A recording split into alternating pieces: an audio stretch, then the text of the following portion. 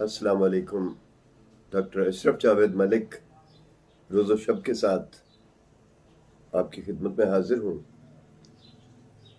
सामीन, आजकल बहुत ज़्यादा जो हादसे होते हैं, आप देखते हैं कि सड़क पर अक्सर कमसिन ड्राइवर, स्टूडेंट्स, मोटरसाइकिल सवार, कार सवार किसी शदीद हादसे का शिकार हो जाते हैं।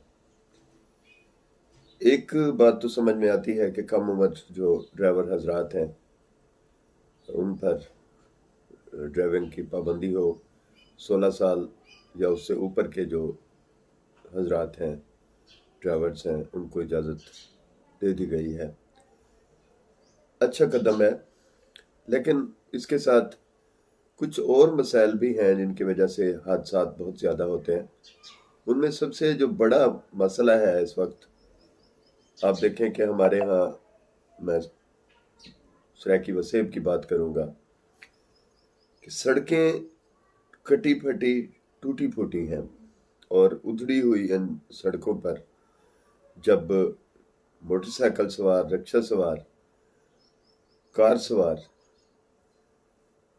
अपनी गाड़ी लेकर आते हैं, चला रहे होते हैं, उनकी पहली तरजीह यही होती है कि वो मंजिल मकसूद तक जल्द भी पहुंचे और नीचे सड़क के ऊपर जो गड्ढे हैं या जहाँ जहाँ सड़कें टूटी हुई हैं उन जगहों से बच कर भी चलें। तो अक्सर ये होता है कि रफ्तार ज़रा ज़्यादा होती है, तो ड्राइवर हजरात उन गड्ढों को बचाने के लिए या गाड़ी को उन गड्ढों से बचाने के लिए मूव करते हैं, साइड से गुजरने की कोशिश करते हैं, जिसकी वजह से न सिर्फ गाड़ी डिसबैलेंस होती है, बल्कि अपनी लेन से हटने की वजह से जो पीछे गाड़ी आ रही होती है तेज़ रफ्तार, वो हिट कर देती है।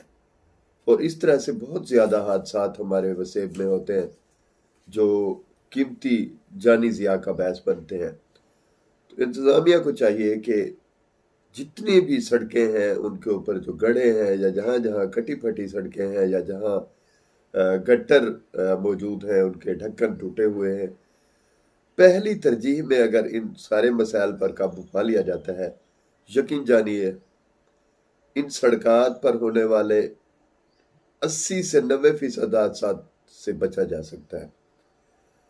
क्योंकि इस वजह से जब सड़कें बनी हुई होगी, बेहतर होंगी, तो हर शख्स लेन की और लाइन की पाबंदी करेगा। आप देखें कि मुल्तान से शुजाबाद, मुल्तान से दुनियापुर, मुल्तान से जो दूसरे दूर दराज इलाके हैं, उन पर जाने वाले जो हजरात हैं उन सड़कात पर, वो इन्हीं मसाइल का शिकार होते हैं जिसकी वजह से हादसे होते हैं। तो उम्मीद है इस मसले को समझा जाएगा और पहली तरजीह में इस मसले का हल निकाला जाएगा।